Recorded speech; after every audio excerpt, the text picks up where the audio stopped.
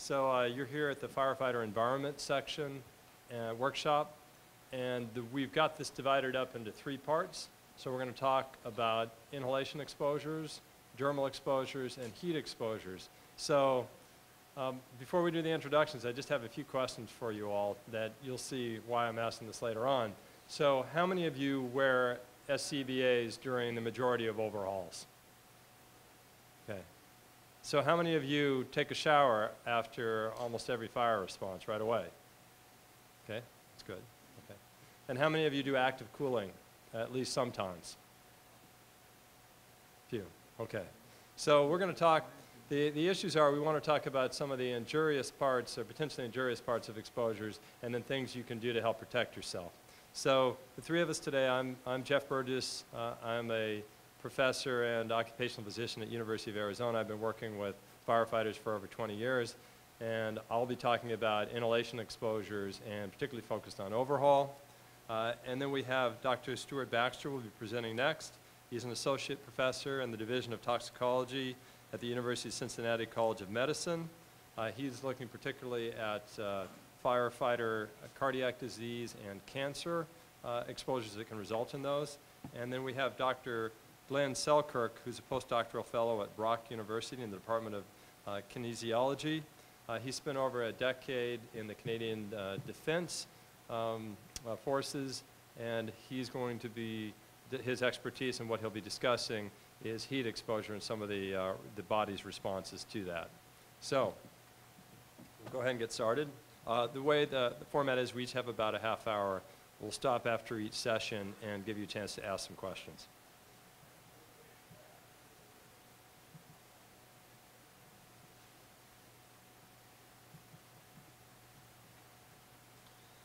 So there's learning objectives for each of our presentations. Excuse me.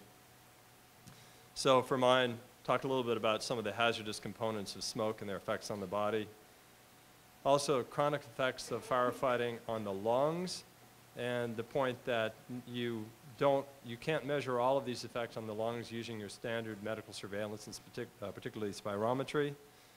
Spend most of the time talking about effects of unprotected exposure during overhaul. And then I want to speak a little bit about the relative effectiveness of SCBA versus cartridge respirators. Just for the sake of interest, is anybody here using any cartridge or air purifying respirators at all? Okay, interesting. So a number of you. So we'll talk about the limitations of those too. So I like to start off talking about the Coconut Grove nightclub fire. This occurred in the 40s in Boston. And at the time, it was the largest mass casualty event ever in terms of transporting people to various hospitals. And the reason I bring it up is because it was the first time that people realized, I think, that you could be killed by smoke and not by fire. So this particular setting of the Coconut Grove nightclub fire was that they had a lot of plastic things, decorations all around, so highly flammable. And one patron who wanted a little more privacy with his girlfriend pulled out a light, and then a waiter came by to put the light back in, couldn't see, lit a match, and that started the fire. So there was, as you can see in this picture, the structure of the place was maintained, but all the contents and the flammable contents went up. And you can see here they had a makeshift morgue nearby, and you can see the victims. They're really not burned badly. Again, this was just from smoke inhalation. So clearly, wearing SCBA, you're protected against these things, but it just gives you an idea of the smoke itself, what toxicity it can have. Now, the problem with smoke, and this is what we'll get into later on with the cartridges, is that it's a complex mixture. So very little work has been done on toxicity of mixtures. And so we don't really know what the effect of one chemical and added to another is. Therefore, you kind of got to look at smoke itself. You can't necessarily reason from individual, let's say, animal studies or so on with a single chemical. There's a lot of carcinogens. I think you know this already in smoke. So the aldehydes, polycyclic aromatic hydrocarbons, benzene, and sulfuric acid. There's a number of other things that are asphyxiants like carbon monoxide, cyanide, and then there's other things that are irritants like nitrogen dioxide, sulfur dioxide, hydrochloric acid. And then there's a lot of dust particles, and those particles will be discussed in one of the later presentations, also have a lot of toxicity to them. But I also bring out that in addition to smoke, firefighters are exposed to a number of carcinogens. And those include, as you can see on the bottom of the slide, shift work. That's a known carcinogen, particularly light at night.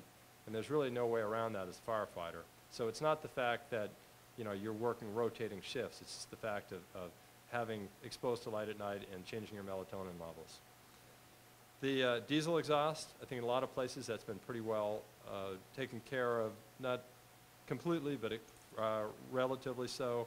Certain infections, like hepatitis B, again, most of you are immunized against those.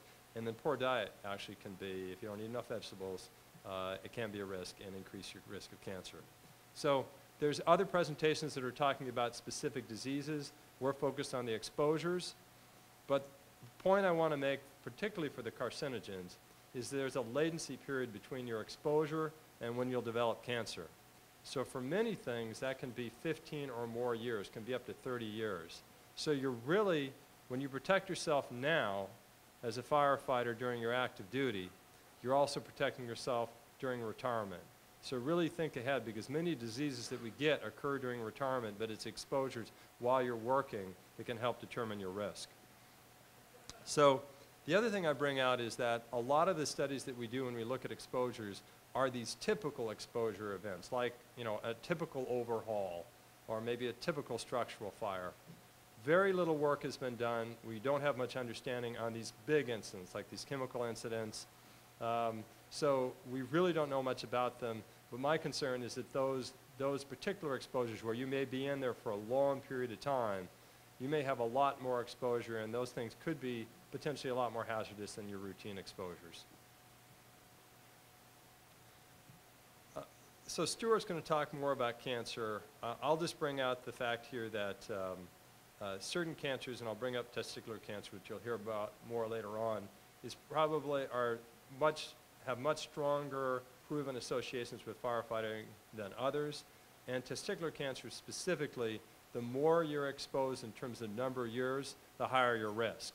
That's not true of all the cancers, but that's one for certain. So that's, it just again shows that your exposures, we can prove that they're associated with adverse health effects and can lead you to ways potentially of protecting yourself. So there have been actually not much work looking at, there's been a lot of work looking at cancer in firefighters, but very little work looking at intermediate effects between your exposures and damage to DNA, which can then lead to cancer. These are the only ones I know of so far. And there was this in India, they're not really using SCBA. So I think you look at this as a worst case scenario. They're looking at the cheek cells, and they can see DNA damage directly when those folks aren't wearing SCBA. In their settings where you're getting a lot of smoke exposure. In the United States, where we're using SCBA a lot more, we're really not seeing DNA damage directly. Oops, sorry. What we're finding is in the second one down here, leave my arrow alone. We're finding that the DNA is more fragile. You can't see it directly, but if you give something that tends to damage DNA, that shows up much more readily in firefighters who fought more fires recently. So there is still something going on that's perhaps making the DNA a little bit more fragile. There was a study in Korea that, did not see direct damage of DNA, and that's looking at 8-OHDG, which is when you break down DNA and you replace it, that comes out in the urine. But I think another thing to think about is that not all fire departments are the same.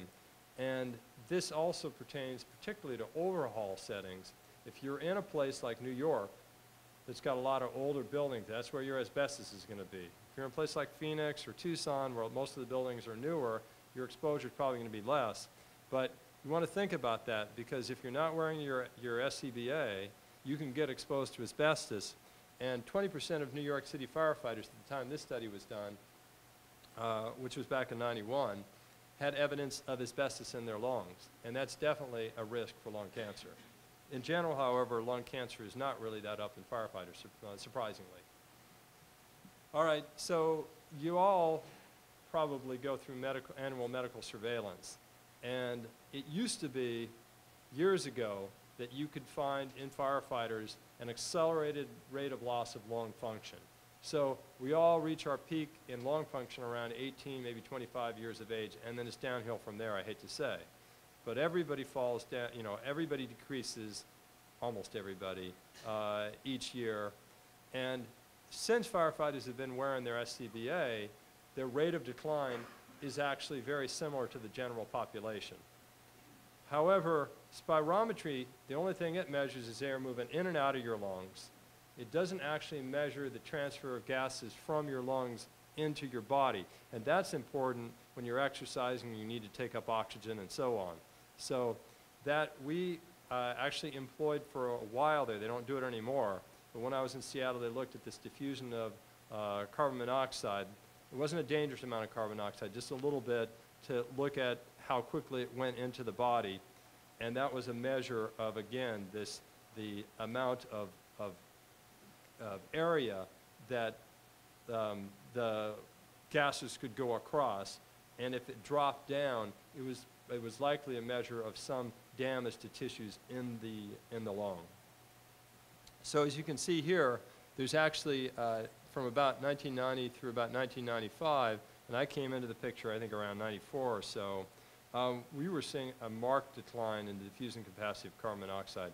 We tried everything to figure out if it was the instrument, you know, something the matter with it. We got a spare instrument, repeated the measurements just to make sure that they'd be the same, and they were. And in the end, the only thing that we could find was that there was an association with number of fires fought, you know, over time here. So again, suggesting that just because your spirometry measurement is normal doesn't mean that there couldn't be something going on in your lungs. And my intent is not to scare you. My intent is just to really caution you that you should need to protect yourselves to the greatest extent possible against inhalation hazards. So even if you have, now we're switched from Seattle to Phoenix, another study we did, even if the average firefighter is not falling particularly more rapidly than the general population, there's still some firefighters who are going to fall much more rapidly than everyone else. And if you look at this, if you look on the left-hand side of the slide, those are negative numbers in terms of liters per year. And you can see some people are falling greater than, you know, 100 milliliters a year, which is much faster than you would expect. And this is the point of, like, this is why you go into medical surveillance. If you're falling that rapidly, your physician should be checking into it and figuring out maybe there's a reason. My feeling is most of this has to do with inflammation in the lungs. And in addition to protecting yourself, there may be some other things that you could look into. Now, part of that variability you can't do much about. We did a number of studies looking at genetic polymorphisms. This is just, you know, what's regularly in your DNA. This is not a result of firefighting. This is what you were born with. And we found, for example, certain things. That first genotype, this is IL-10 is a protein that helps fight against inflammation in your lungs. And you can look at that first genotype, that 3699AA. Those folks who have that are dropping about 35, 37 milliliters per year, whereas if you have the TT genotype, you're dropping about 12 milliliters per year. So like a threefold higher rate of decline if you happen to have the one genotype. There's nothing you can do about that, and I don't recommend genetic testing for folks. I'm just letting you know that, again, there's different reasons why some people may be more susceptible than others. Going along with this idea of inflammation being important in the lungs and you know, really trying to minimize it, we also had looked at another study, and that's that interleukin-1 receptor antagonist, that's IL-1RA. We actually found that that was protective. So if you have a higher level of a protein that protects you against inflammation, in this particular case, you have less decline in lung function. So again, that was kind of the science behind things. Now I want to get to the practical applications in terms of what you can do as a firefighter. So you all know the different phases of firefighting. And in general, people are wearing their SCBAs during knockdown, entry ventilation, rescue, but they're not during overhaul and support and standby, at least not consistently. So I think you all know about what overhaul is. The point I bring up here is there's often no visible smoke. In fact, that's almost kind of typically the firefighters wouldn't go in until there was no visible smoke. Well, there are still chemicals there. I think you all know that, even though there's no visible smoke. That'll be covered under mine and also Dr. Baxter's afterwards. So firefighters often remove their respirators. And we had done a study in Phoenix showing that most of the time these concentrations, these typical structural house fires, not anything bigger like an industrial fire, had some potential for exposures. They weren't huge, but beyond CO, there were some other things that could be protected against using a cartridge respirator. So they wanted us to do a study to see whether we could protect them during overhaul by wearing a cartridge respirator. So we went ahead and did a study. This is Phoenix Fire Department. This typical overhaul setting in the pre-study days. You notice the guy not wearing any respiratory protection. And we actually took Phoenix and we gave them the air purifying respirators that they already had them on board, but they employed them at this point. There was a Scott multi-purpose cartridge. In Tucson, we didn't use any respiratory protection. They thought they were the guinea pigs, but they were just doing what they always did. And our thought was, of course, that the folks in Phoenix would have protection and we wouldn't see changes, and in Tucson we would. But the nature of research is you never know what's going to happen until you do the research. Just so you know, you can think about it beforehand, but you just don't know. Measurements we used were the spirometry, again, air moving in and out of the lungs, and certain proteins that spill from the lung into the blood when the lung is inflamed. And those are the serum pleural protein and surfactant-associated protein A, also known as serum pneumoproteins. So here's a guy in Phoenix, and again, we did some real fires, which was interesting always to track down those for the overhaul phase. And then we did some simulated fires in their burn center with the usual materials, beds and TVs and anything else that we could find to burn in there. They can't do that much anymore because we can't use their burn center like we used to, and the new one we can only burn, what is it, Class A or something like that. So we outfitted these guys. If you notice here, he has the cartridge respirator on. He essentially took out the regulator, put in a T-piece adapter, and then put cartridges on either side. And we outfitted them with all sorts of things to measure their exposures. And firefighters, being a real overhaul, would often come out with not all the equipment they went in with. We did, however, get enough results to be able to analyze. And here's some of the results for smoke exposure. This is important to, again, bring up this point here. Let's see if I can do it without advancing it here. So if you look at the Tucson category here, the important point I want to bring up is not the individual chemicals. They certainly were there and we could measure them. It's the fact that the exposures in Tucson were about 1/3 of those in Phoenix. And we didn't plan it this way, but the guys in Phoenix were waiting for big fires. They wanted big overhauls, well, big within structural. And the guys in Tucson, we would just take any fire that we could get that was an overhaul, and I think it was getting towards the end of the study.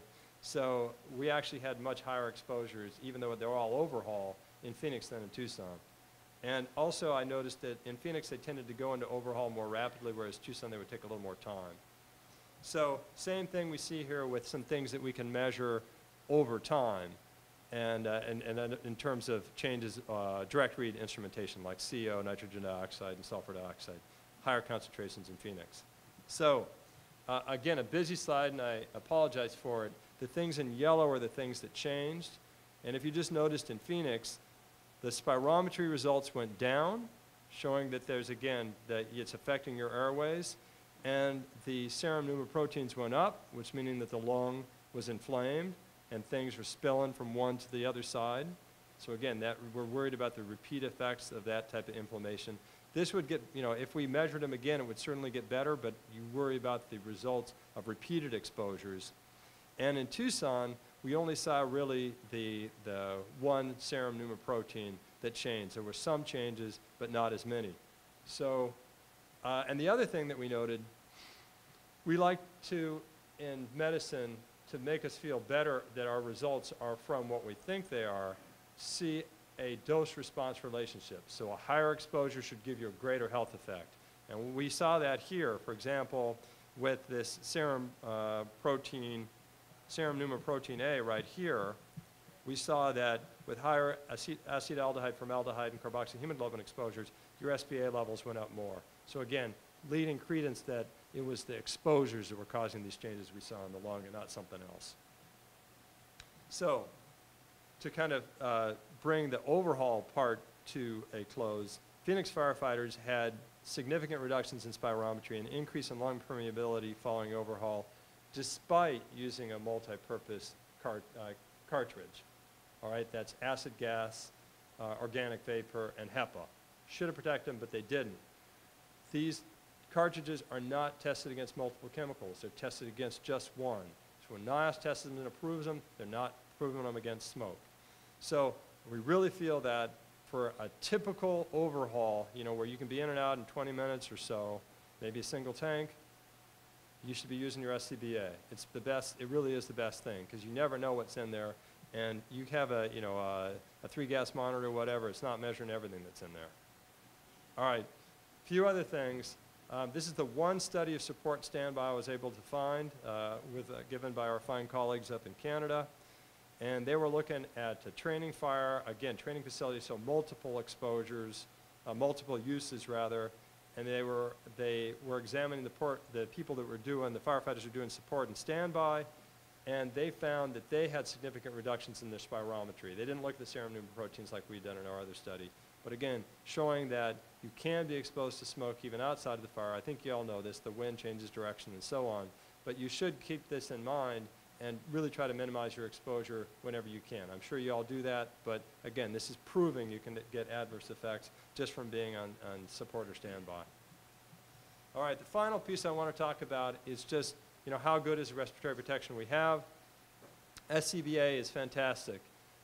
It's, you know, it gives you a protection factor. They all have to go through NIOSH testing of at least 10,000. That means that the concentration inside the face piece will be 10,000 times less than outside. And truthfully, when we've looked at this, it's much better than that. So you get a much better protection than even 10,000. In the past, and it may not be true as much nowadays with the newer SCBA, but this was done back in the early 90s, we saw that firefighters could overbreathe their respirators and go transiently negative. And I'm still not certain that after the respirators have been there for a while that still couldn't happen. So the reason I bring that up is it's still important to make sure that they fit. Even though you got positive pressure inside, if your face piece tends to go negative because you're overbreathing it for whatever reason, it's not working well, or you just pull a lot of air, if it seals well, it will prevent the gases from coming in from the outside. And here's the test we did way back when. And again, if you look on the left-hand side, it's got inches of water pressure. 0 is atmospheric. And you can see that transiently, not for very long, but transiently, these guys would go negative pressure, so if the face piece leaked, it could leak in. Again, supposedly the respirators are better now, but I'd like to see some more studies like this just to make sure that indeed that's the case. All right, now the cartridge respirators, they're air purifying, right? They're not, so they don't, for certain things, for example, if you got high carbon monoxide, you shouldn't be using them, and that's why most people that do use them are checking CO, and you guys can measure CO pretty easily. Their protection factor is only 50 as compared to 10,000. So just see, you get a much lower degree of protection. And as I said, they only look them against individual chemicals. So since we knew they weren't working in Phoenix, we got, NIOSH gave us some extra funds to look and see if we could figure out what was going on. So we took these multi-purpose cartridges and we found out that aldehydes and some carcinogens, polycyclic aromatic hydrocarbons, were coming through in significant percentages. I mean, acetaldehyde, you know, well, formaldehyde up to almost 15%, acetaldehyde up to almost 60% of the test atmosphere, and the pHs just seem to go right through, and those are carcinogens.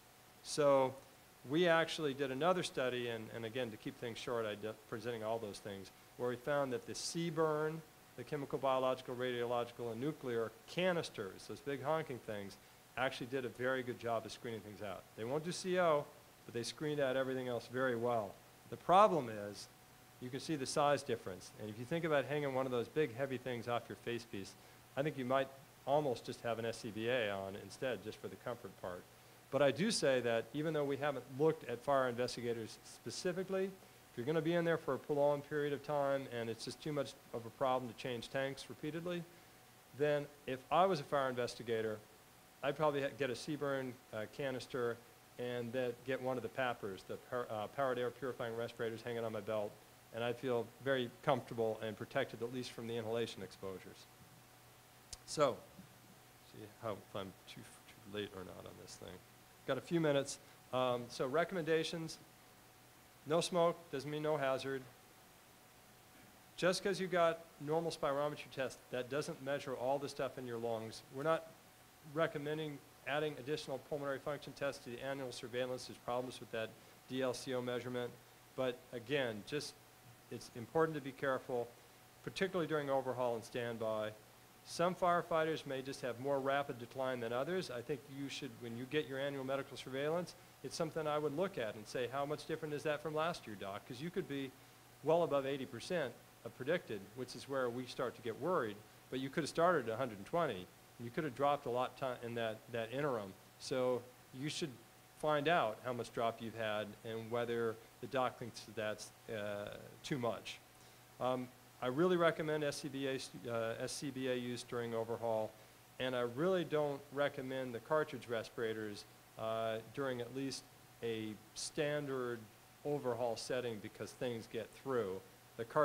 Excuse me, I don't recommend the cartridges. I think the canisters are much better.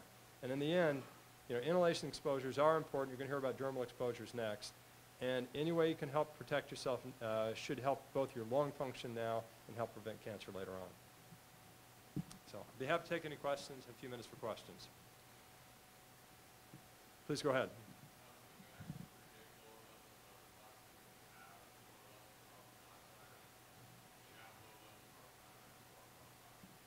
When we looked at that in real fires in Phoenix, no, you couldn't predict it with the CO. The CO did not predict the concentrations of other chemicals. There's been a lot more modern, higher powered things that I think Underwriters is doing now. They may have some more information, but we did not feel that you could just say, let's say because your CO level was below whatever, 50 or 30, that you weren't being exposed to other things. And one thing is I've noticed too, that when we have kind of a smoldering fire where we're trying to simulate overhaul, CO tends to go up sometimes and other things will go down, and when CO goes down, other things will go up. It's just depending upon that smoldering state. Other questions? All right, we'll go on, thanks.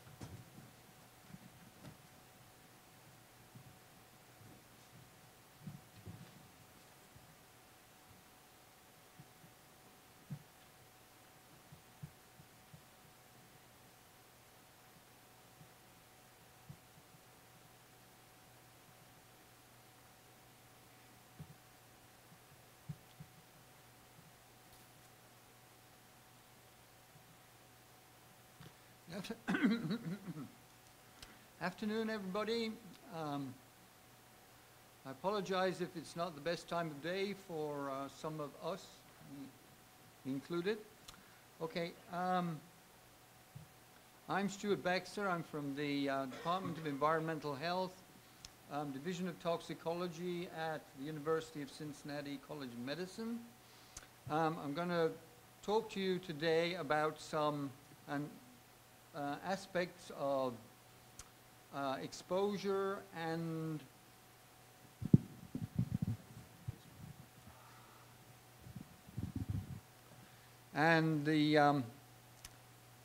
some of the exposures and health effects, both short and long-term, associated with them. We did these studies on cancer and heart disease with Dr. Haynes, who is an epidemiologist, Dr. Repanen, who is a particle and aerosol expert, Dr. Talaska, who is a biomonitoring person, and our director, Dr. Ho, who is very interested in effects on DNA, not changes in DNA, but effects in managing your DNA. Also involved were Sue Ross and Jim Lockie, who are OC-meds in our department, and the particle studies were done with Jacob Borges and Tom Fabian, Jamila Shawan, and who were at Underwriters Lab, and Jim Dalton, who is a firefighter with the Chicago Fire Department. The objectives and the points I want you to go away with are, first of all, the factors that may be responsible for heart disease and heart attacks on duty in firefighters, including the personal and work-related contributors to this risk, which my colleague Dr. Selkirk will be talking about in a lot more detail later. First of all, to consider the role of ultrafine particles, which we've come to realize are an important factor, or maybe an important factor, to the risk of coronary events, that's heart attacks in firefighters. I'd also like to emphasize the role of skin contamination in firefighters' cancer risk, and also additional factors that relate to the role of skin contamination in firefighters' cancer risk. These studies, the cancer study was done in collaboration between our laboratory, the Kettering Lab, which is the oldest Department of Environmental Health in the US, the City of Cincinnati Division of Fire, and the personnel involved in this were primarily myself, a couple of graduate students, a captain of one of the units, Dr. Klosterman, and Chief Ronald Texter, who was district chief for health and safety, but has now retired. His successor,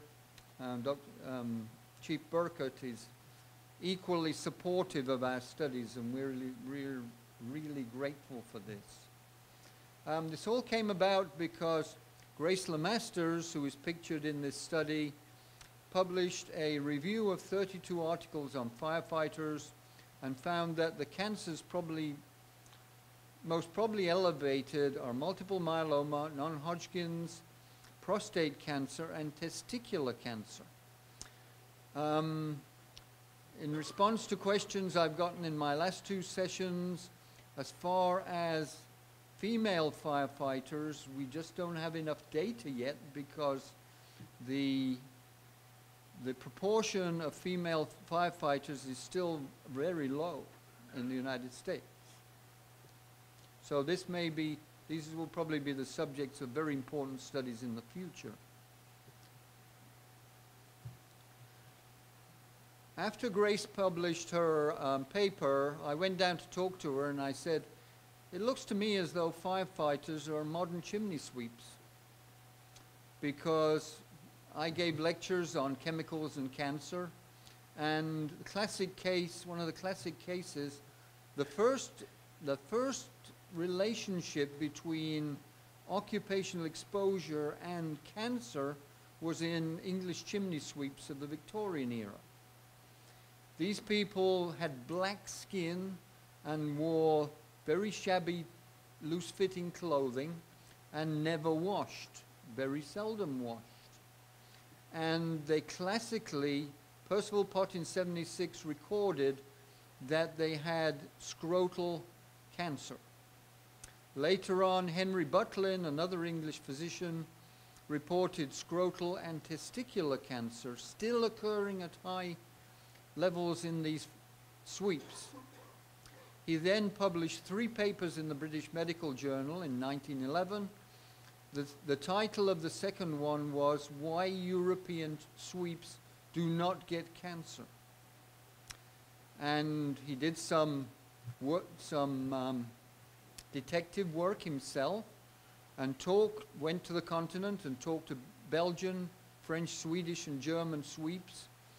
And the difference was that they washed every day. They were incorporated into guilds, and they were required to take a bath at the end of every day as a condition of their employment. And they also wore tight clothing. And interviewing sweeps and their wives in German towns, they'd never heard of cancer in sweeps there. So the implication was that the skin contamination was the problem. Now, this is a complicated slide of multitudes of chemicals that were found on firefighter gloves with the Chicago Fire Department. And they gave clean gloves to Chicago firefighters and collected them back a week, 2 and 3 and 4 weeks after firefighting, active firefighting. Now the first, just to take things briefly, the left-hand 50% of chemicals you see there are these famous polycyclic aromatic hydrocarbons. The ones to the right, the really tall peaks, are plasticizers.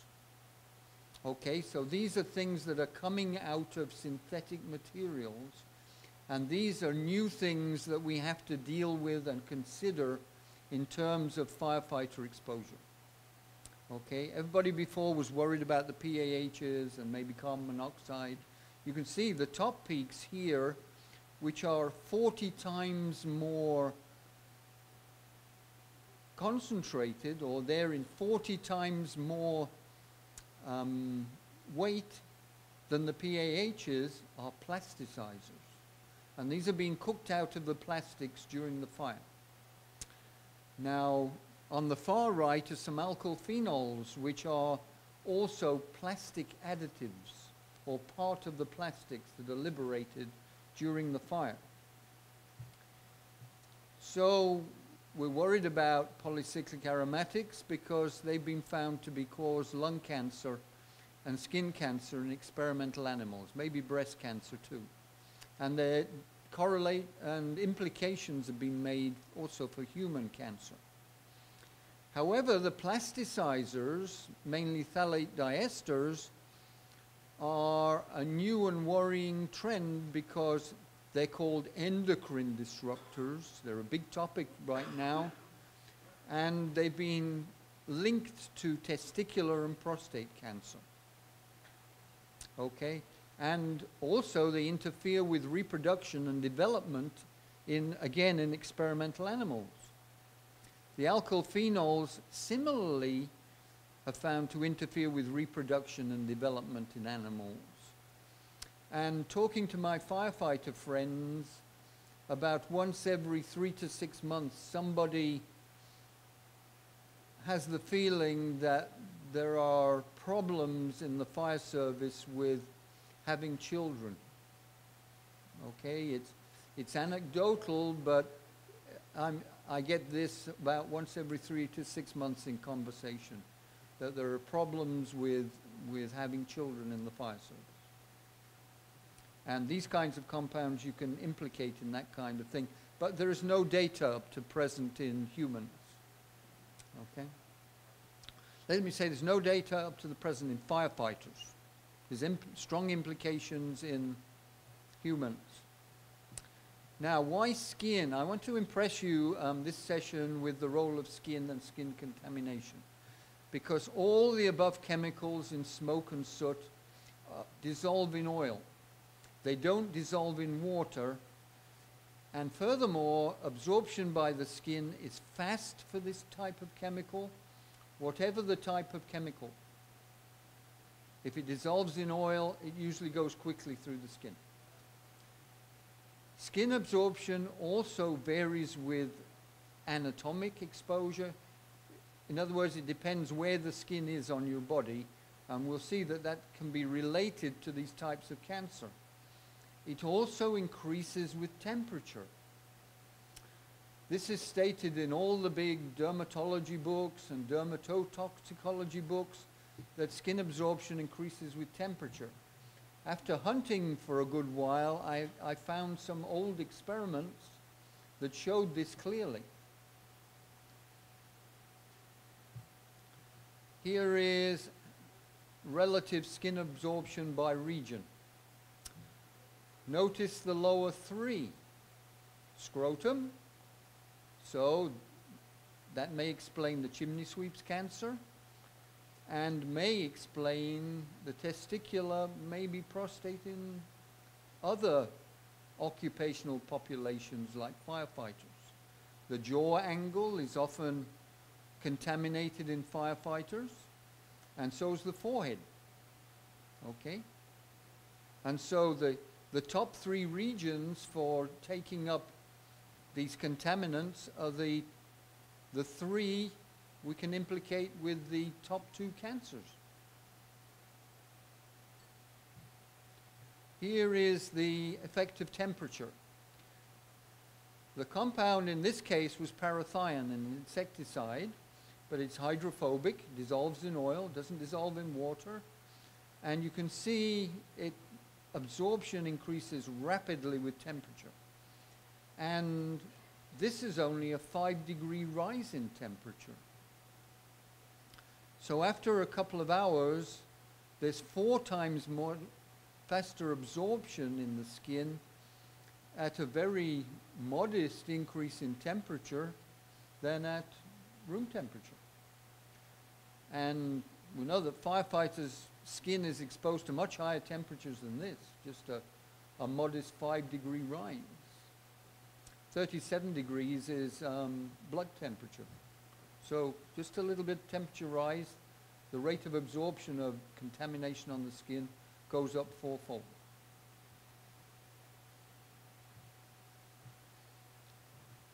Now, next we did a collection of studies with the Cincinnati Fire Department, and as a control group we looked at university radiation safety workers. And our epidemiology friends identifies these as being fairly well matched. We'll see that in a moment. Going back to the PAHs, again, they're products of incomplete combustion of anything organic, anything with carbon. So it's wood, straw, plastics, you'll get PAHs. They dissolve in oil. Not interested in water. They readily cross the skin. Good studies have been done on that. And they're carcinogenic. Well, how can you tell? I mean, you say that firefighter gets these on his skin. How do we know that he's absorbing them through the skin? Well, standard way is to measure this compound, 1-hydroxypyrene, in the urine. Because after exposure to smoke and soot, this 1-hydroxypyrene appears in the urine. And so what we did was to take urine from firefighters following Kelly days and after a firefighting experience. And then we analyzed the urine for 1-HP. Also, we had firefighters come back from the fire and wipe the contamination off their necks and faces so we could check what was actually landing on their skin. Not only what was in the air, but what was actually on their skin. With a wet nap, we placed the wipes in a tube and sent it away for analysis at RTI in North Carolina. Again, our epidemiology friends made sure that our firefighter and control populations were fairly well matched, and they deemed that they were pretty well. As far as 1-HP concentration, you can see that the levels after a fire event were about 3 times higher than when they came back from the Kelly day. And in new recruits, they were only about 1/9 the levels when they came back from a fire event. So this is used as a biomonitor, to give you an idea that in fact the firefighters did get PAHs on their skin and they absorbed it into their circulation and excreted it into the urine. In the face wipes, we found that some PAHs were present there. Now, I must say that this was a very modest fire. It only lasted about an hour in most cases. We're anxious to do much longer fire events where there's much longer overhaul and suppression. But this just turned out to be a relatively brief one. But still, nevertheless, we found this potent carcinogen, benzofluoranthene, in 65% of the wipes. Okay? And benzoapyrene, another carcinogenic PAH, was found in 10% of them. The other compounds there are PAHs, but they're not carcinogenic. Not every PAH is carcinogenic. So a couple of very active PAHs there were showing up in the face wipes. Now here to end this session is this chart again, so we know something about the PAHs, which is about the first half going from left to right, but we know very little about the implications and the health effects to firefighters of these plasticizers. And are there any natural products in this room? Is there any wood? Okay. So as soon as you have a fire in a modern room, banana. As soon as you have a fire in a room like this or a modern house, you're not dealing with wood smoke. Okay, you're dealing with all these wild and wonderful things that are coming out of plastics. And from my lectures on plastics toxicology, I read that there are about 500 different additives in modern plastics. And not many of them have been studied together or separately. Okay? But firefighters are going to be exposed to them. The other thing I want to talk about is heart disease risk in firefighters. We know that 45% of on-duty deaths of firefighters are due to heart attacks, usually shortly after their last firefighting event. They're also responsible for a high incidence of premature retirement. If you have a heart attack on the job, there's a good chance that you're going to retire shortly afterwards. Okay? And cardiovascular events have been found to occur 10 to 100 times more frequently during fire suppression compared to non-emergency duties like relaxing back at the fire station.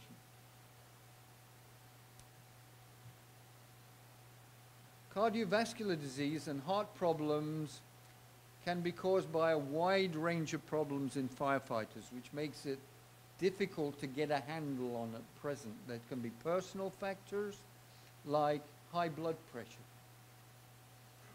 high body mass index.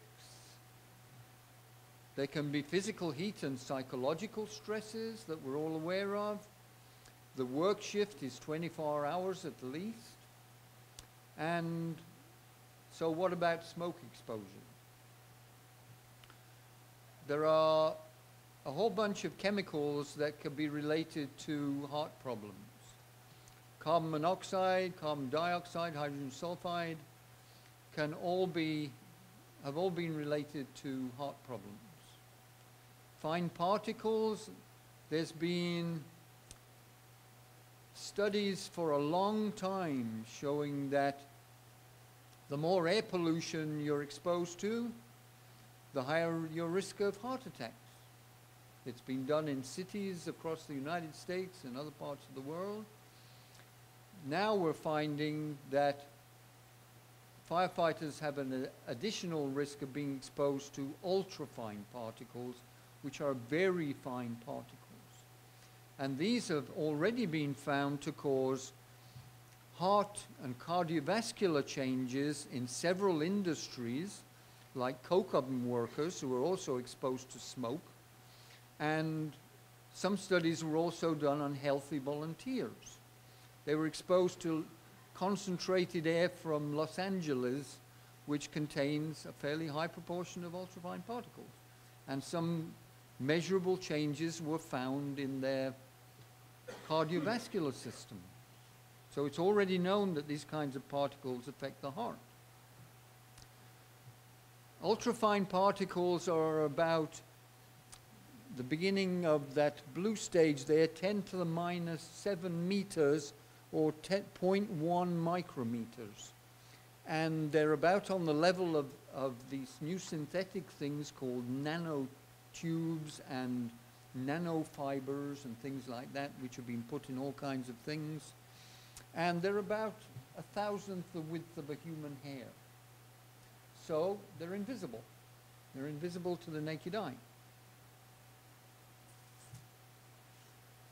What is especially dangerous about these? Well, when you breathe ultrafine particles, you also breathe what's absorbed on them. Okay?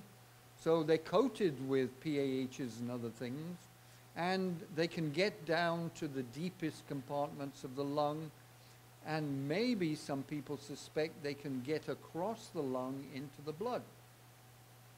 That's a little controversial at the moment. Anyway, they can get into the deep compartments of the lung, set up inflammation, then the products of that inflammation can go and affect the heart via the blood. This has been well established.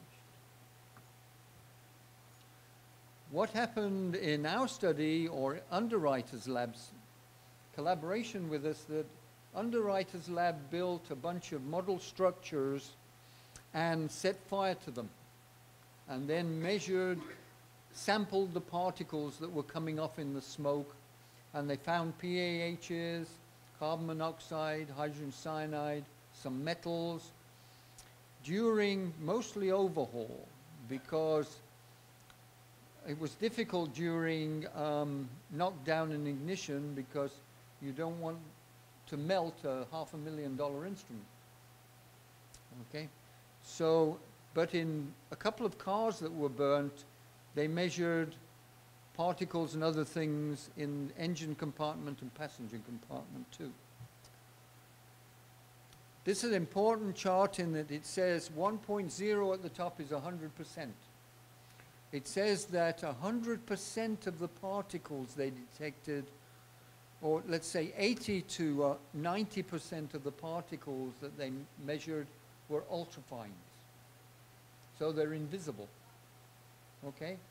So this says, even in overhaul, when you think there's not much smoke, there's a whole bunch of ultrafine particles there. And in some cases, like the kitchen, there were 400 times more ultrafine particles than there were in normal air. So there were much higher concentrations than normal. And you can see that's all the way through, from knockdown through overhaul. And here, if you look at the third column, 0.01 to 0.11 micromolar, again, 0.832 says that 83.2% of the particles were ultrafine, which are the most dangerous and least visible.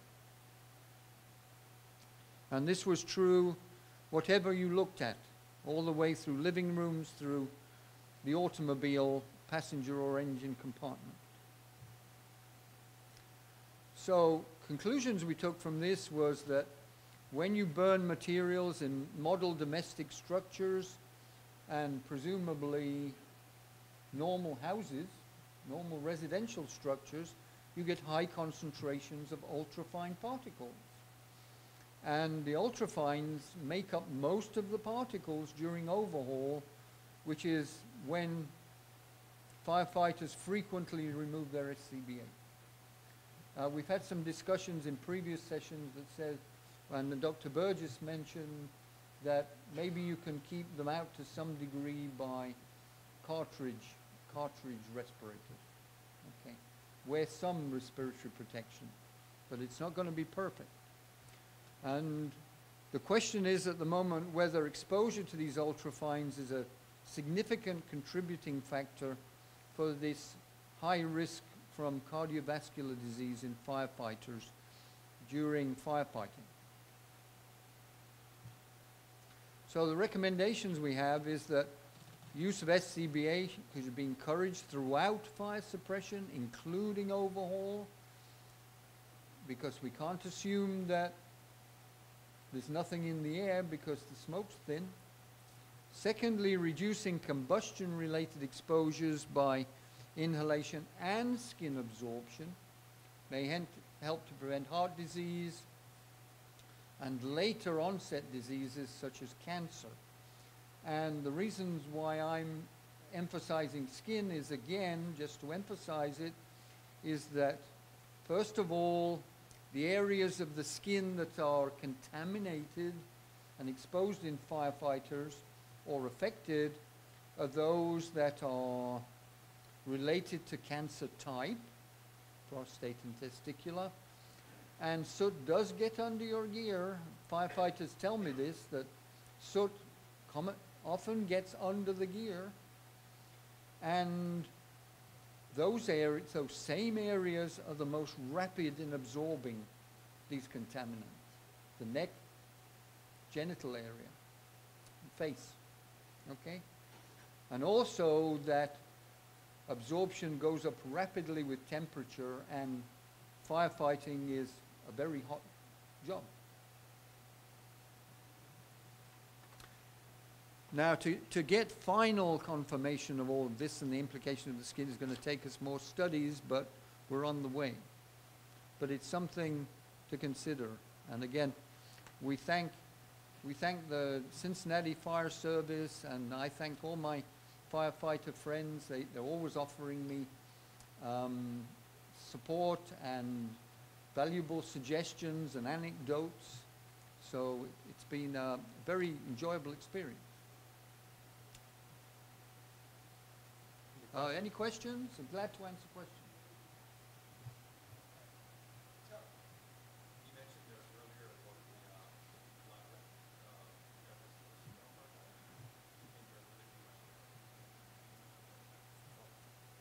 Well, anatomical science, yeah. They wanted to be able to have that go. Oh, okay. Sorry about that. Yeah,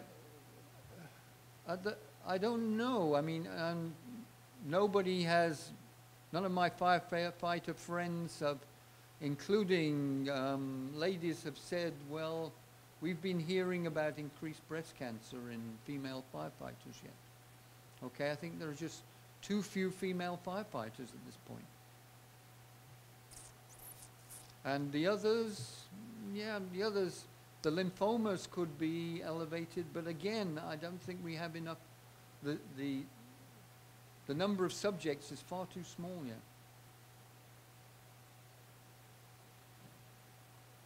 Any other questions? Yeah. The ultrafine particles that you study, is there, one I guess I'm trying to ask is, does it decrease over time, which I imagine it would, mechanical ventilation? You know, basically, and three, is there any way we can monitor these with any technology that we haven't mentioned that $500,000 monitoring system? We have pretty forecasting, so my job, Boston Fire Department, Charles aware, not good at touching the overhaul, old school, camera at them, and here the direct studies that brought in information. Just trying to still get the culture.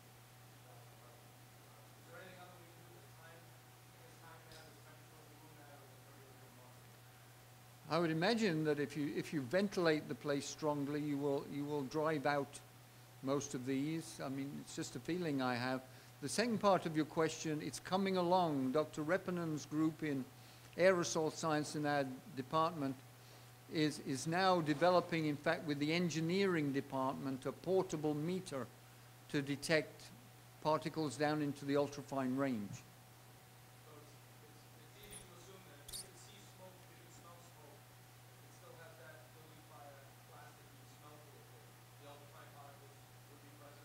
Yeah, yeah. And we don't know what exact health effect the UFPs have on cardiac, yet those studies are in progress. Yeah, well, it's known in other occupations. It's been looked at in, I think, coke oven workers. I think those coke oven workers. Well, they walk around on top of big ovens where they're burning or cooking coal into coke, and so they're exposed to a lot of smoke there. Okay, and again, with the healthy volunteers, some people did some studies where they exposed healthy volunteers to ultrafines and found changes that could be related to heart problems. So it is well established from other occupations. Yeah, go ahead. Other questions? All right, okay. We'll go along with Dr. Selker.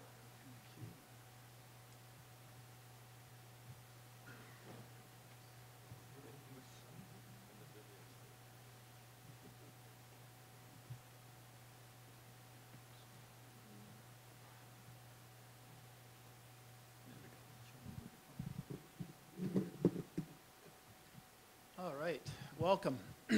So we're going to switch gears a little bit. From both Dr. Burgess and Dr. Baxter, we've been talking about the necessity of wearing the clothing. And so with wearing the clothing, there also comes a bit of a risk and a threat. And so we're going to talk about the other side of that double-edged sword. Just as a bit of an extension to my background, in that stint with National Defence DRDC Toronto in Canada, during that 10-year period, we were also instrumental in developing and helping Toronto Fire develop their current rehab strategies, their active rehab protocols, as well as a heat stress wheel that predicts how long they should stay in various environmental conditions. So just to get a bit of a background. So a number of learning objectives have developed for this talk. First, we want to talk about the challenges created with wearing PPE. Then we're going to look at the increased risk of heat-related illness and what are some of the factors, the key factors contributing to that risk, as well as look at not only the signs and symptoms, which most of you in this room should be pretty well aware of, but look at some of the more advanced pathophysiology and some of the other telltale signs that might help to delineate it. And then look at some more of the recent findings from a study that I did last summer with Toronto Fire, actually on the trucks, looking at the physiological and psychological strain of real-life emergency scenarios. And finally, contrast some of the strategies and interventions in terms of try to help you figure out just what is the most effective way to maintain these safe physiological work limits. So as we're all aware, the problem is exertional heat stress. It's a hot job. Now, if we go out for our normal run in a hot environment in the summer, shorts and a t-shirt, we know that engine's going to be running hotter. We're going to have a greater metabolic heat production. But in response to that, the body responds with thermoregulatory effector responses, increased evaporation from the skin, enabling us to maintain a thermal equilibrium. Core temperatures will go up, but then they will also be able to level off and be maintained until we stop. Now, if we add the firefighter protective clothing to this scenario, we essentially lose our primary source of heat loss, or our evaporative cooling from the skin. In addition, the bulkiness of the clothing and the extra weight of the clothing increases the metabolic rate, the internal heat production that we are experiencing. These two factors combined overpowers our thermoregulatory mechanisms because we no longer have this primary mechanism of heat loss. So we enter what's called an uncompensable heat stress environment, where we can no longer maintain a thermal equilibrium, and core temperatures will continue to rise until we reach critical thresholds. Now, a lot of the work with the military and with firefighters, we see that sedentary, untrained individuals will be able to tolerate 38.5 to 39 fully encapsulated, whereas trained, more aerobically fit individuals can tolerate anywhere from 39.5 upwards towards 40. Now, obviously, we don't want them getting to 40, but they can actually tolerate it.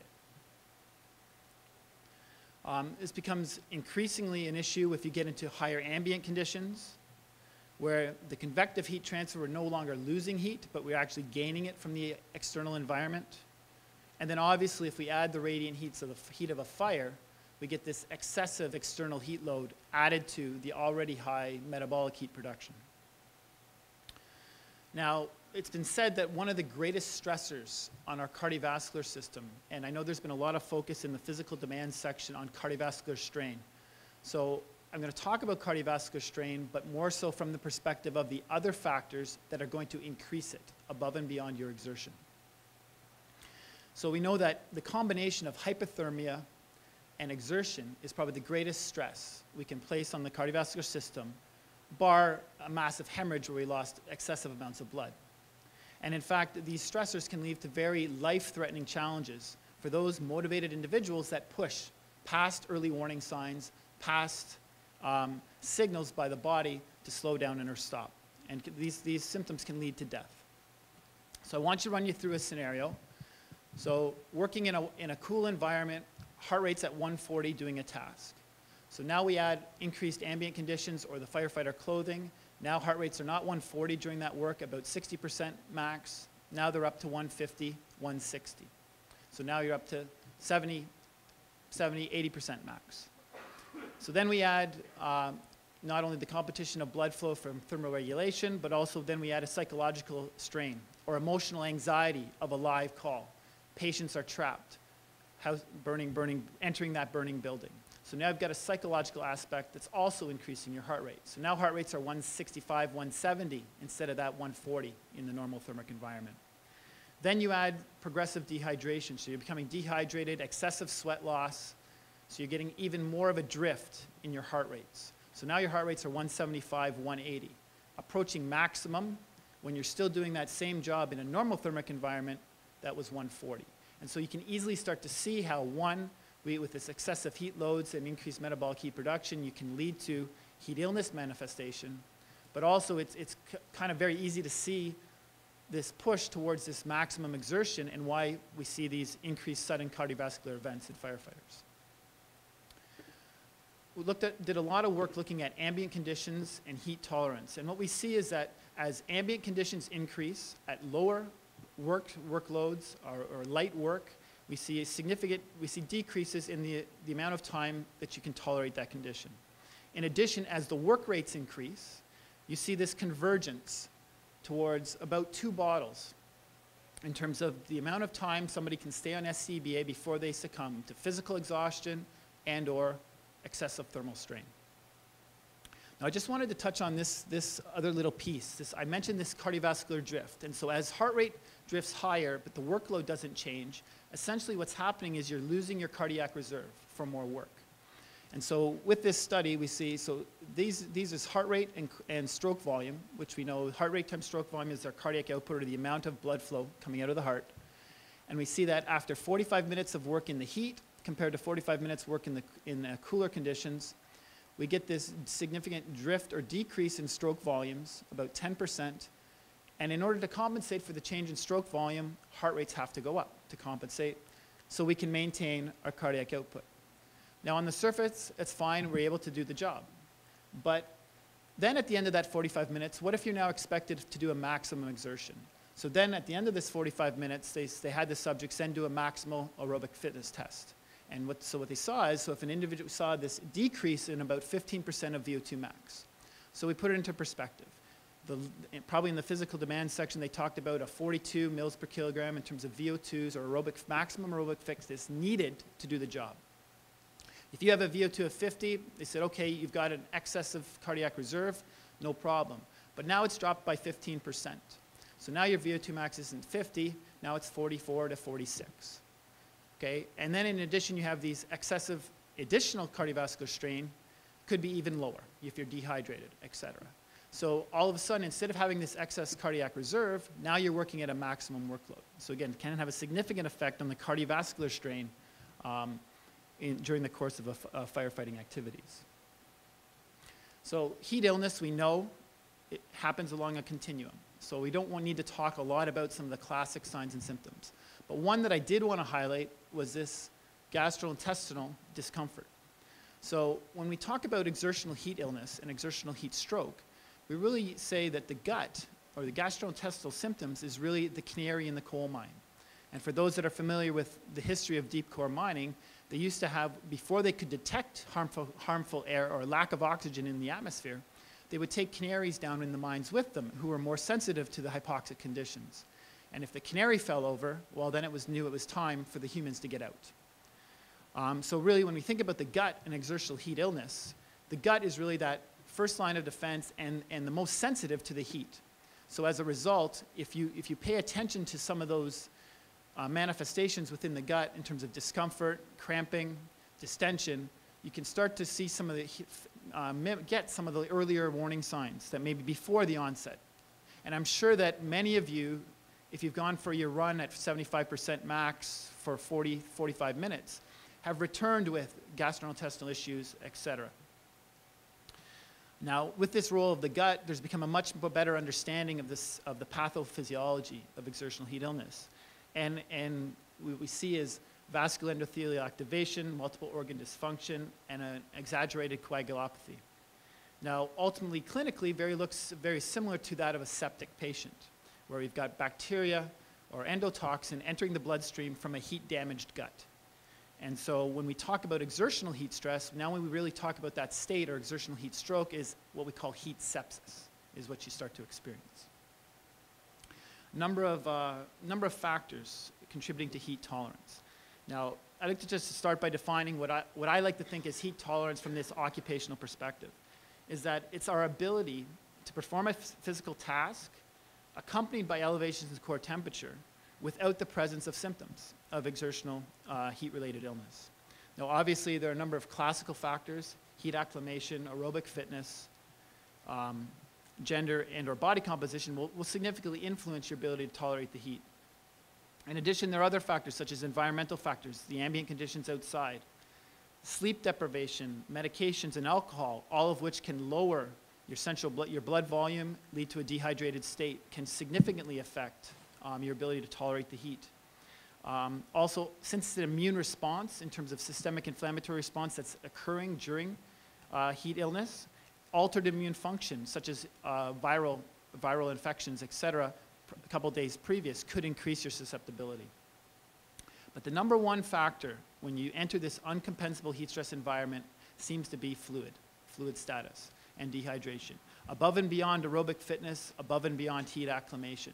If you're not replacing the sweat that is lost, you will succumb significantly faster than individuals that are replacing those fluids.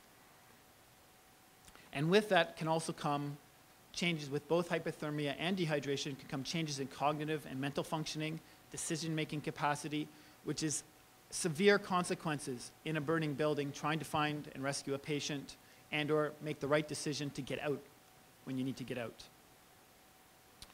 So what we did last summer to build upon some of the laboratory work we did in the early 2000s is we looked at 12 24-hour shifts, and we monitored the physiological, psychological, and biochemical aspects of the calls. Over those shifts, we ran about 100 calls, about 50% of them being active calls. We then subdivided those calls in not just fire suppression, because most studies look at fire suppression, which is great, but what about the other call types? So we then subdivided into medical, auto extrication, elevator, and other. Now, it's important to note with the fire, we separated into non-SCBA calls versus SCBA calls. And unfortunately, Mr. Murphy, on my back throughout the course of the trial, we only actually saw 4 SCBA calls, very mild to moderate calls in terms of exertion, and usually less than a bottle, 10 minutes, 5 to 10 minutes at max. We had one longer call, which bumped up the average time, but for the most part, these were very short calls. What we did is we had the individuals on shift. When they woke up for the morning, coming to shift, they would take a telemetry pill, and then when they got there, they'd don a heart rate monitor and a logger, and then we'd follow them throughout the day. We did pre-post shift sampling as well as pre-post call sampling, looking at heart rate and core temperature responses as well as post-call debriefings. We then looked at saliva and urine samples, both post shift as well as throughout the shift, and also pre-post call. So as soon as the truck rolled out of the hall, guys would pop a saliva swab to get a saliva sample. So in terms of the heart rate responses, I'm just going to touch briefly on. Obviously, we see significant elevations in heart rate on that ride out, and those elevations remained 20, 30 beats higher than they were at rest before you even stepped out of the truck. So we already see that cardiovascular drift without the exertion. So the psychological aspect of that call.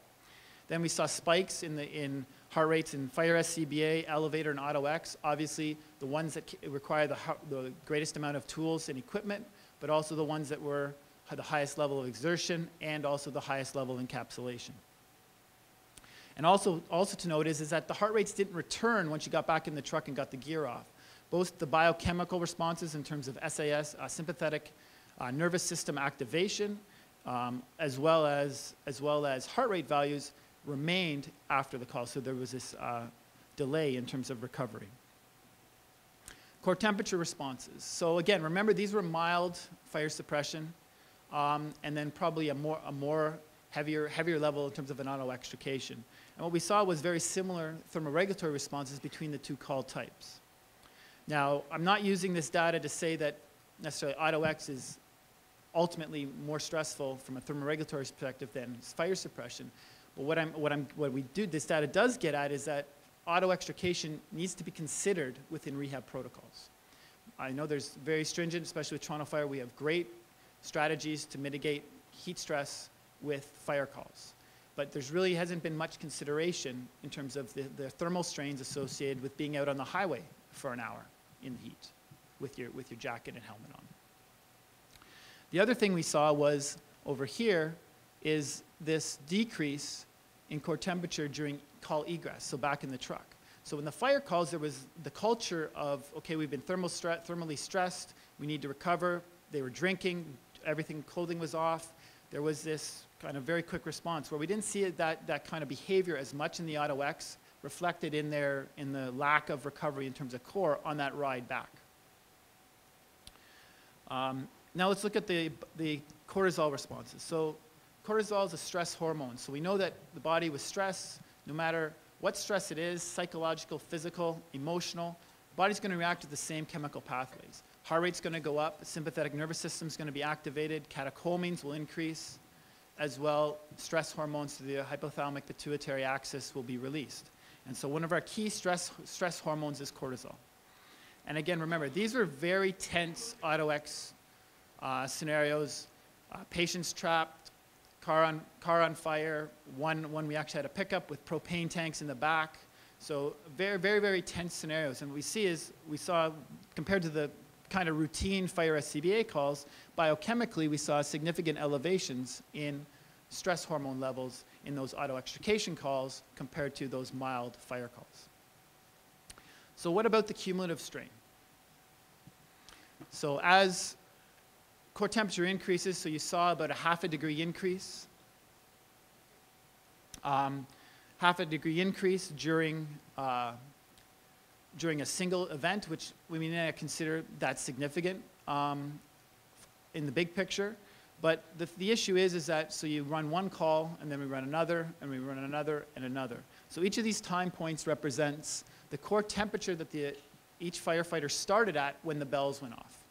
And so what we can see is, yes, there are a large number in that thermal neutral between 36.5 and 37.5.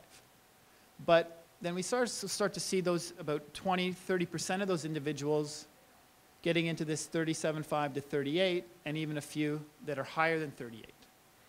And so what we start to see is that there is this cumulative strain, increases in core temperature associated with running these multiple calls.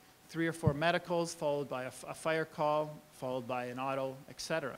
And so it just reemphasizes the need for active cooling, implementation of active cooling, getting into cooler environments. I know we found that the halls were typically 4 or 5 degrees cooler than what I would have my house at. So, which again is a great thing in terms of releasing thermal strain.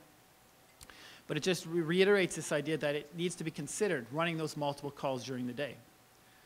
So the goal is then, from an occupational health and safety perspective, is we want to be able to keep your physiological levels at a safe limit, below those critical thresholds, while maximizing operational effectiveness. Obviously, if you're starting a call at 38, then you only have 1 degree distance to go, maybe a bottle and a half before you start to reach that critical threshold, compared to if you were starting at 37 degrees. So there are a number of different commercially available tools out there for the firefighter. I just wanted to draw attention to this little guy here, which is the heat stress wheel, which is what we produced for Toronto Fire that I mentioned at the beginning, in terms of the prediction of tolerance, not so much of tolerance, but of prediction of time to keep cores below a set threshold. So for, in this case, 38.5 degrees C. So not so much for the ones that are not going to tolerate the temperatures, they may not even last that long, but it's for the guys that could go longer. And so it's a stricter guideline that if the temperatures are this, once you hit that 25 minutes or 30 minutes, you go to rehab. Or once you hit 50 minutes, you go to rehab. Instead of saying, no, I feel okay, I'll keep going. We want to keep the load below those limits. So it's more of a guideline for those highly motivated individuals. So I put up this slide. This is an older study that we did, just looking at active cooling versus passive cooling. And I wanted to use it just to illustrate the effectiveness of active cooling. So here we have passive cooling, no real curtailment at 35 degrees ambient conditions. And then our Mr. cooling was somewhat effective at extending their work times, but what it actually did was it made them feel a little bit better, and it pushed them further, but it pushed them further to a higher critical level. So again, it's not something we necessarily want to be doing. What we really want is we want this oscillation in temperature. We may not be able to return them to an absolute resting point within the 20 minutes of rehab, but at least we can keep temperatures low and oscillating so they're below those critical levels. So then we can talk about hydration. I'm almost certain that most departments have very regimented hydration strategies for big events, for multiple bottles, multiple alarm calls, etc. But what we didn't expect was we were running 10 to 20 calls a day. We never got that big event, but 10 to 20 calls a day. And what we saw was, is that about 10% to 20%, depending on the level of USG that we used for our measure of dehydration, actually were arriving on shift dehydrated or hypohydrated. And so right off the bat, arriving on shift, you're tying one arm behind your back in terms of that ability, in terms of levels of dehydration and ability to tolerate the heat. Now, it could be obviously a number of factors: sleep depth, alcohol, previous sickness. I mean, there's a multitude of factors, but essentially, they were arriving dehydrated. And second thing we saw was this progressive dehydration during the shifts. And what this really saw was we saw that it was related to the number of calls that they were running. So progressive dehydration throughout the day, throughout that shift, and it was related to the number of calls in high ambient conditions. But what we didn't see was a relationship between the number of calls that were being run and the water that was being taken on throughout the course of the day. And so what it suggests is, yes, we have these very high-end strategies to load water for fluid replacement during big events, but perhaps there needs to be more regimented hydration for just running multiple minor calls, especially in the hotter environments. And we were 30 degrees, 30 plus, but even more so the hotter we get, especially in some of the southern states where we can be 30, 40, 50, 104, 105 degrees. So what is the most effective rehab strategy? Well, with high ambient conditions, I just want to first highlight this here. So a number of studies have shown this, is that heart rates are going to recover really quickly. So within 5 minutes of recovery, we get these massive drops in heart rate. Now, if we were using heart rate as a guide and the way the guys felt, they would be ready to go again. But what we see is that when they're recovering at 35 degrees at various intensities, that core continues to rise as much as half a degree or more in the first 10 to 20 minutes of that rehab, of that passive rehab. So what we see is that passive cooling, with high ambient conditions, it's not effective. You might feel better because you've stopped and heart rates have gone down, but cores have not come down. And so sending them back, you're just looking for a heat casualty.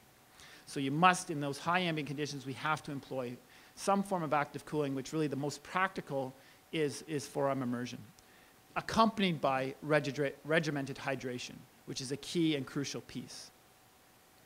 Now, it becomes a little bit more tricky when we have moderate conditions. So we're turning them to a rehab center, into a cooling tent, into an ambulance, et cetera, for rehab. But still, even with taking them out of the environment, the active cooling is going to be the best way that we get that oscillating core temperature. Moving them out of the thermal environment in terms of high ambient conditions is definitely going to improve and enhance their recovery, but still don't think that that's the only way to do it. Now, if we could get them into a 10 degree or 15 degree environment, which would be very difficult to do in the field, perhaps yes, then we could say, okay, we don't need to actively cool. But if we want them back and working within 10 to 15 to 20 minutes, we definitely need to use an active recovery. Other modalities, phase shift material and a cooling vest during really got overloaded in terms of in terms of the ability to curtail. Cold towels very recently were found to be the same as just in passive cooling.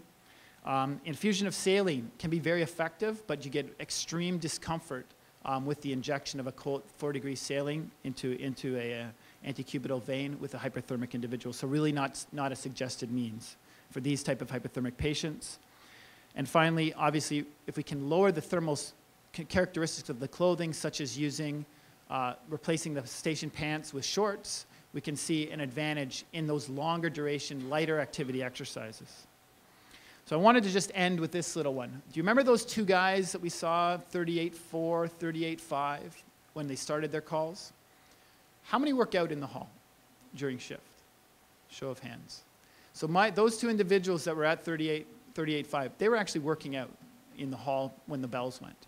And so I pulled some of the data because I thought it was a really interesting that I wouldn't have thought about until we looked at them in the halls. And so what we see is here they are working out.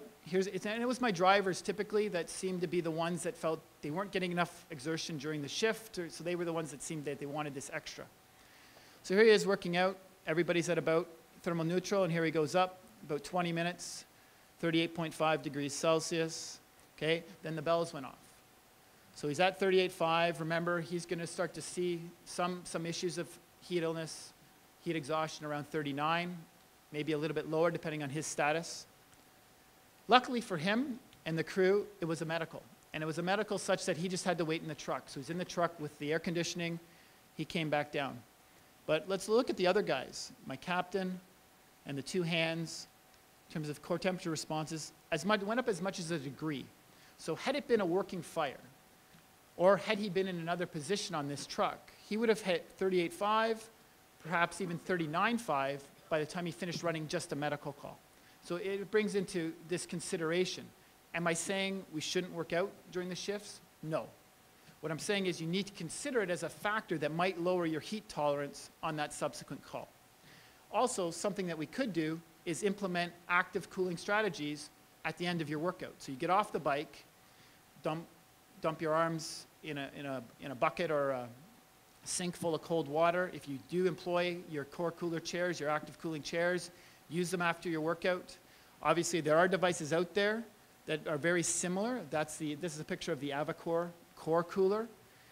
It's a mechanical device you put your hand in. It acts the same as forearm immersion, only it's an artificial device. But so you'd be on the bike with your hand in this, and then your core wouldn't necessarily go up, or at least it certainly wouldn't go up as much. And so that could be a strategy. Now, these devices, run about $3,000 a piece, so not as a practical way, but you could definitely cool during. And if you get caught in the middle of that workout, you're hot and you're sweaty, and then you you get into that fire, just be aware of that fact that your tolerance may be severely hindered because of that. In terms of recommendations, obviously we're going to have these responses, psychological, physical, and biochemical, and we can't separate them, and they're all going to contribute to the elevated levels of cardiovascular strain that we're going to see. Know your signs and symptoms. Be aware of those signs and symptoms. And even with the gut, use your gut as a guide. I always found that the best way for firefighters is in a controlled environment, whether you have a telemetry pill, is to be taken to that point of heat exhaustion just before, so you know what it feels like. Forearm immersion, even with moderate ambient conditions, is your best way to get that oscillating core temperature.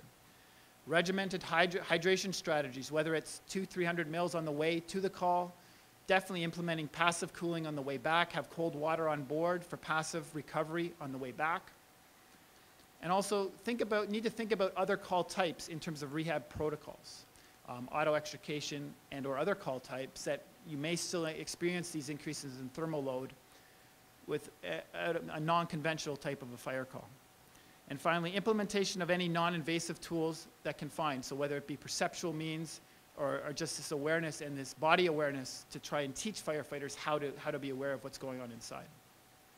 With that, I just want to acknowledge the labs, DRDC and Brock, and also our grand support from Toronto Fire and their union.